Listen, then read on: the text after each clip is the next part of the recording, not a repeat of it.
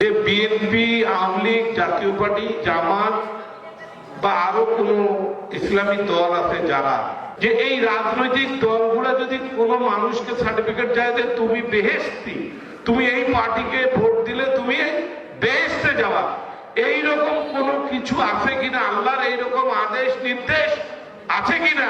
আল্লাহ আমাকে বেহেশতে এই বিএনপি বা জামাত বা জাতীয় পার্টি সার্টিফিকেট দিলে আমি চাইতে পারবো কিনা? আমার ভাই জবাবটা আপনাদেরকেই দিবে। উপস্থিত প্রধান বক্তা আশরাফুল ইসলাম বিপ্লবী, আমার ছোট ভাই, বুঝতে পারছেন আপনারা? আর আমার ছোট ভাই ভালো বক্তব্য শুরু করছিল, আপনারা সেটা শুনবেন আমি চাই না।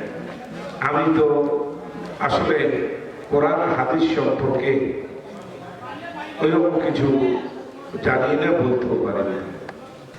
প্রিয় ভাইরা আমার, আসলে এই তাফসীর মাহফিল, এটা আমি মনে করি যিনি প্রধান বক্তা থাকেন তিনি অনেক গুরুত্বপূর্ণ বক্তব্য দেন। কিছু কিছু সময় আমরা দেখি যে কিছু বক্তা মূল জায়গায় না থেকে অন্য জায়গায় চলে যাবে। কোরআন থেকে উনি তাফসীর করবেন, মানে কোরআনের অর্থ উনি আপনাদেরকে বুঝাবেন বা আমাকে বুঝাবেন, আমরা সেটা শুনে আমাদের ভুলগুলো, আমরা মুসলমান হিসেবে যে ভুলগুলো করছি সেই ভুলগুলো আমরা সংশোধন করব, তাই কি নয়? নাকি অন্য কোনো বিষয় নিয়ে আমরা আসি? আমি হলাম রাজনৈতিক একটা দলের কর্মী। আমি তো আপনাদেরকে আপনারা যে আশা প্রত্যাশা নিয়ে কোরআনের তাফসীর শোনার জন্য আসছেন, আমি আপনাদের সেই আশা প্রত্যাশা পূরণ করতে পারবো না। পারবেন কে? আমার ছোট ভাই আশরাফুল ইসলাম বিপ্লবী। আসলে আমারও একটা সৌভাগ্য, আমি কিন্তু ওর নাম প্রায় শুনি, কিন্তু আমার সাথে কোনো সভায় দেখা হয় না।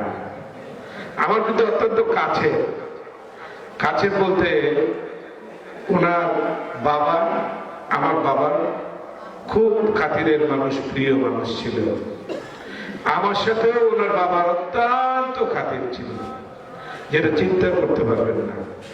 এটা বলা এখানে সম্ভব হবে না, আমি বলতে পারবো না। শুধু বললাম যে আমার বাবার খুব খাতিরের মানুষ ছিল, আমি ওনাকে চাচা করে ডাকতাম। আমার বাবার খুব খাতিরের মানুষ ছিল, খুব বিশ্বস্ত মানুষ ছিল। খাতির খালি না, তার সাথে সাথে বিশ্বস্ততাও ছিল। আমার সাথে যারা গাড়িতে আসছে আমি তাদেরকে বলবো এখন আমার কেমন বিশ্বস্ত ছিল। তো প্রিয় ভাইয়েরা আমার, ওনার বক্তব্য শুনবেন। আমার ছোট ভাই এখানে আছে, আমি একটা জিনিস জানতে চাই যে বিএনপি, আওয়ামী লীগ, জাতীয় পার্টি, জামাত বা আরো কোনো ইসলামী দল আছে যারা, তারা যদি কোনো সার্টিফিকেট দেয় আমি বেহেশতে যাইতে পারবো কিনা? এখন আমার ভাই উনি একজন আলেম ওলামা, যে এই রাজনৈতিক দলগুলা যদি কোনো মানুষকে সার্টিফিকেট চায় যে তুমি বেহেশতি, তুমি এই পার্টিকে ভোট দিলে তুমি বেহেশতে যাওয়া, এইরকম কোন কিছু আছে কিনা? আল্লাহর এইরকম আদেশ নির্দেশ আছে কিনা? আল্লাহ আমাকে বেহেশতে এই বিএনপি বা জামাত বা জাতীয় পার্টি সার্টিফিকেট দিলে আমি চাইতে পারবো কিনা? আমার ভাই জবাবটা আপনাদেরকেই দিবে। আমি যদি আল্লাহর আইন না মানি, আমি যদি নামাজ না পড়ি, আমি যদি রোজা না করি, আমি যদি হজ না করি, যদি আমার সামর্থ্য থাকে, আমি যদি যাকাত না দিই আমার সামর্থ্য থাকে, আমি যদি আল্লাহর এই নির্দেশগুলো না মেনে চলি, আমি কি বেহেশতে যাইতে পারবো কিনা? বা বেহেশতের সার্টিফিকেট আপনি দিবেন কিনা? দিলে যাইতে পারবো কিনা? এই উত্তরগুলো আপনি মানুষের কাছে দিবেন, এটা আপনার কাছে অনুরোধ আমার ভাই। আপনার প্রশ্নের জবাবে একটি আয়াত আছে, ইন্নাল্লাযীনা আমানু ওয়া আমিলুস সালিহাতি কানাত লাহুম জান্নাতুল ফিরদাউসি নুজুলা। আল্লাহু আকবার। এই যে আয়াতটা স্পষ্ট ভাবে বলতেছে যে ইন্নাল্লাযীনা আমানু, ওহে ঈমানদার, তোমরা যারা ঈমান এনেছো, ওয়া আমিলুস সালিহাত মানে আমলে সালেহ করা, এই আয়াতের মধ্যে তিনটি কথা আছে। বলেন তো কয়টা? তিনটে কথা। প্রথমটা হচ্ছে ঈমান আনতে হবে। ঈমান আনা আমাদের কি কাজ। ওয়ামিলুস সালিহাত, আমলে সালেহ করা। আমলে সালেহটা কি? ভালো কাজ, নেক কাজ, সৎ কাজ। এই পৃথিবীতে যত আছে সব ভালো কাজ আর নেক কাজগুলো হচ্ছে আমলে সালেহ, এটার অন্তর্ভুক্ত। এই ঈমান যদি কেউ আনে আর ওয়ামিলুস সালিহাত যদি কেউ করে, এই দুইটা কাজ করলে আল্লাহ একটা পুরস্কার দিবেন, সেটা হলো কানাত লাহুম জান্নাতুল ফিরদাউস। সুবহানাল্লাহ, তো জোরে কওয়া দরকার।